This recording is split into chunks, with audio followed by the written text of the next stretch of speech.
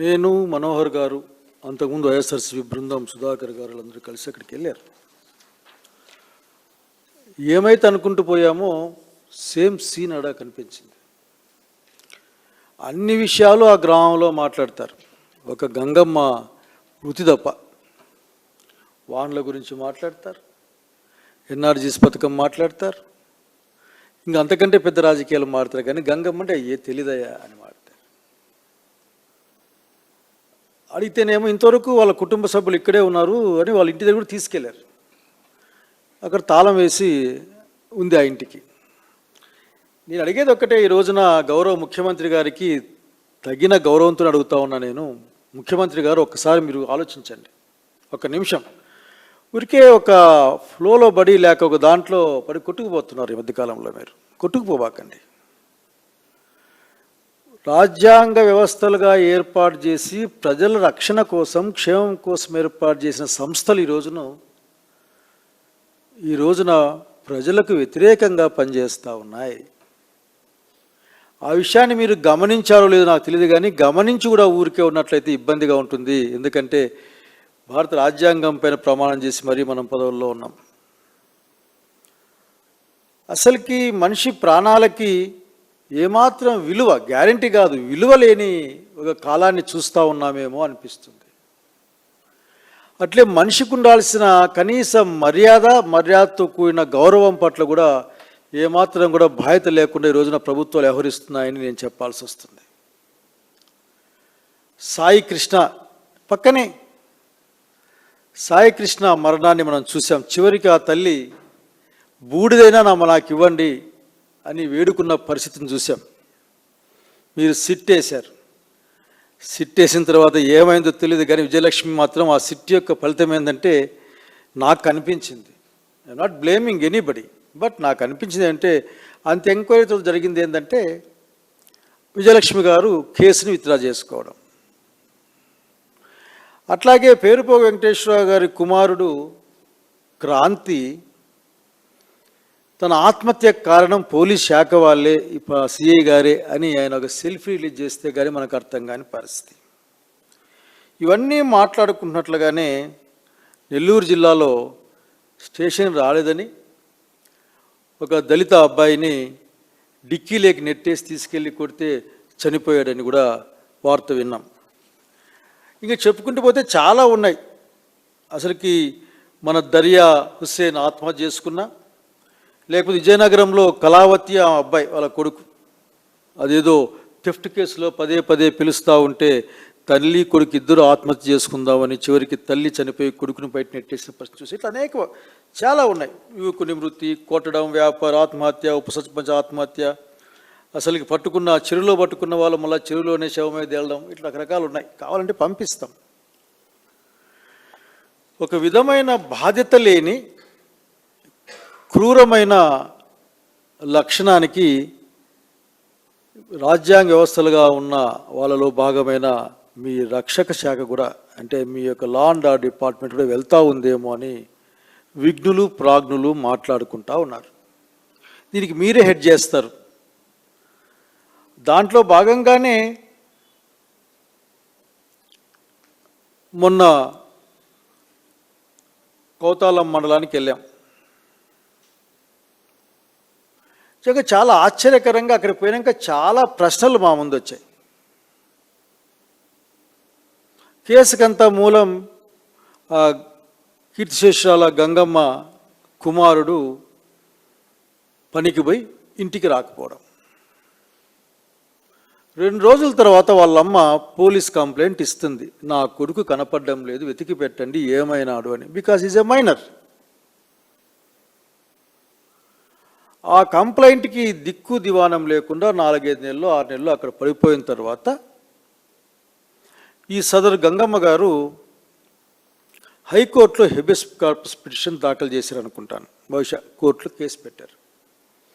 Court కుజగా court న్యాయమూర్తి, నేను గౌరవంగా వాళ్ళకి నమస్కారం పెడుతున్నా. Court respond very well and it is order to create SIT and get the facts out అన్న విషయాన్ని పంపించింది. కానీ ఫలితం ఏం మన కళ్ళెదురు కనిపిందంటే ఆ రిపోర్ట్ ఏంది అంత లోపల నేను పోవడం లేదు, ఎందుకంటే not that much of technical person on that issue. కానీ ఫలితం మాత్రం బాధాకరం. గంగమ్మ గారు ఆ కేసులో చనిపోయారు. ఆ కేసులో ఉన్న గంగమ్మ గారు చనిపోయారు. చాలా కన్వీనియంట్గా వాళ్ళ అమ్మాయి ఒక కంప్లైంట్ ఇచ్చింది. కింద పడింది, కింద పడినాక ఆమె చనిపోయింది. కర్నూలులో పెద్ద ఆసుపత్రులు చూపించినాం కానీ చనిపోయింది. ఇది సహజ మరణమా లేక అనుమానాస్పదం పోతే మీరు ఎంక్వైరీ చేయండి అని చెప్పింది. చెప్పిన తర్వాత ఆ ముందుకి ఇంకేం పోలే, సహజ మరణంగానే ప్రకటించారు. పదుల సంఖ్యలో పోలీసు వాళ్ళు పోయారు, అక్కడ ఖననం చేశారు. నిజంగానే ఆశ్చర్యం వేస్తుంది నాకు. అధికార లాంఛనాలతో ఖననం జరిగే వాళ్ళకు కూడా అంతమంది పోరు, లేక మోస్ట్ అన్రెస్ట్ గ్రామానికి కూడా అంతకంటే ఎక్కువ పోయే అవకాశం తక్కువ. అక్కడ అందరూ కూడా నేను అడిగేది ఒకటే, అందరూ చెప్పుకుంటా ఉన్నారు ఆ గ్రామంపై బయట, ఆ గ్రామంలో తప్ప ఆదోన్లో కూర్చున్నా కౌతానంలో కూర్చున్నా మాట్లాడుతూ ఉన్నారు. పోలీసులు తెచ్చారు సార్, బాగా ఒత్తిడి తెచ్చారు, పాప మరుసలు చనిపోయిందామే అని జనాలు చెప్తా ఉన్నారు.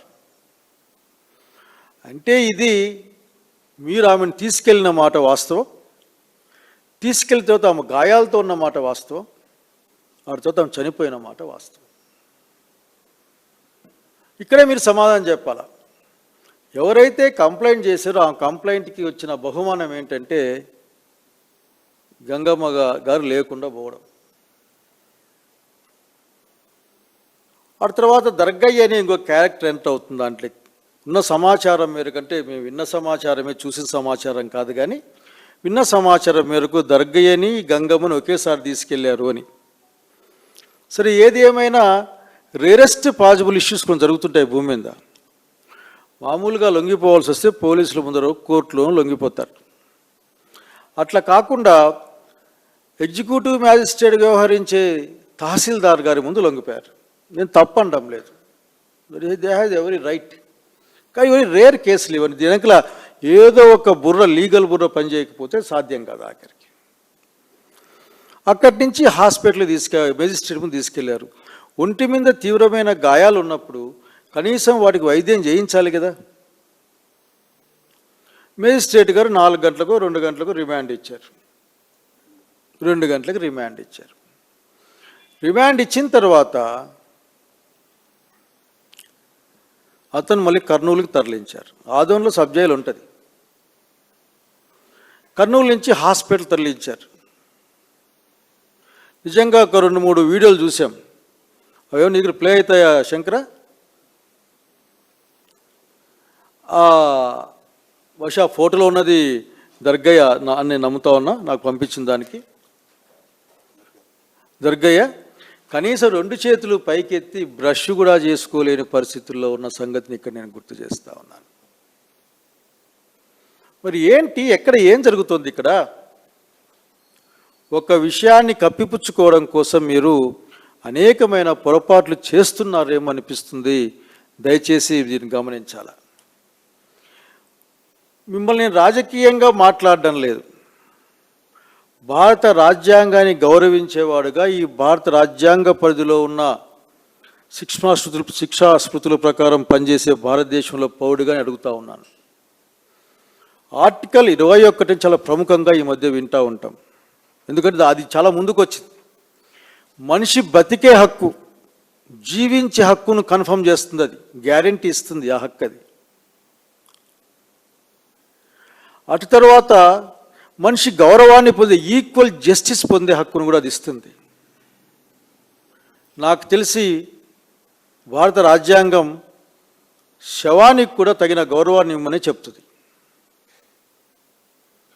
వీటికి ఎక్కడా సమాధానం లేకుండా బాధ్యతాయుతమైన పదవుల్లో ఉన్న ప్రభుత్వ పెద్దలు ఆ చనిపోయిన వాళ్ళ యొక్క క్యారెక్టర్ని ముందు తెచ్చిపెట్టే ప్రయత్నం చేశారు. అంటే సింప్లీ ఐఎమ్ ఆస్కింగ్, ఇంకా కోర్టులు ఎందుకు, పోలీసులు ఎందుకు? మీరే అట్లా మాట్లాడితే బహుశా సాయి కృష్ణ ఇష్యూలో గౌరవ ముఖ్యమంత్రి గారు మాట్లాడిన మాటలు నా దగ్గర ఉన్నాయి. అంటే మనిషి బ్రతకడానికి, జీవించడానికి హక్కు ఉన్న ఈ భారతదేశంలో రాజ్యాంగబద్ధంగా వాడి యొక్క కులం, లేక వాడి మతం, లేదంటే వాడి చరిత్ర, దాన్ని బట్టి తేలిగ్గా తీసి పక్కబడేసేయండి అనే కాలాన్ని చూస్తున్నామంటే నిజంగానే ప్రజాస్వామ్యవాదులంతా ఆలోచించుకోవాల్సిన సమయం ఆసన్నమైంది. ఏం చెప్పినా రెస్పాన్స్ ఉండడం లేదు. ఈ రోజున అనేక ప్రశ్నలు మా ముందున్నాయి. అన్నిటికీ అడుగుతూ ఉన్నాం. పోస్ట్ మార్టం రిపోర్ట్లో ఏమొచ్చాయి, అట్లాగే డిఎన్ఏ ఎగ్జామినేషన్లో ఏమొచ్చాయి, ఎందుకు దీన్ని, పైగా నాకు తెలిసి ఇప్పుడు వస్తుంటే మాట ఫోన్ చేశారు ఆదోనలు, దర్గయ్య యొక్క స్టేటస్ పైన కూడా రిపోర్ట్ ఇవ్వమని కోర్టు అడిగింది అని నాకు చెప్పారు.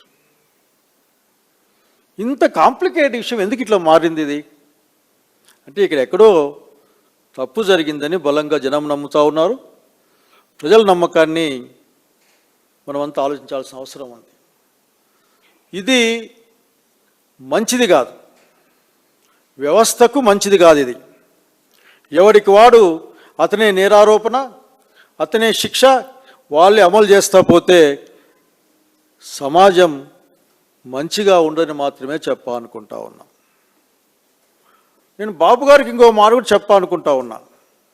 విత్ హంబ్లీ ఐఎమ్ టెల్లింగ్, అసలు మీరు శాంతి భద్రత విషయంలో చాలా దూరం పోయి మాట్లాడుతూ ఉన్నారు.